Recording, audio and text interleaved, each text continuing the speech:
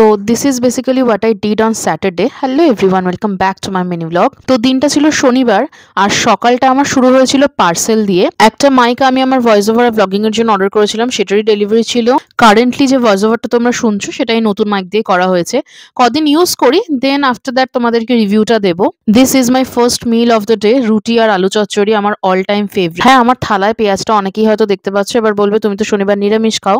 পেঁয়াজটা আমি ভুলবশত নিয়ে ফেলেছিলাম, বাট খাওয়ার আগে আমার মনে পড়ে যায় যে আজকে স্যাটারডে, তো আমি পেঁয়াজটা খাইনি, আলাদা করে তুলে রেখেছিলাম। যাচ্ছি এখন আমি আমার এসআইআর এর ফর্মের জন্য কিছু ইনফরমেশন নিতে। দেন আমি চলে গেছিলাম আমার এক্স স্টুডেন্টের বাড়ি।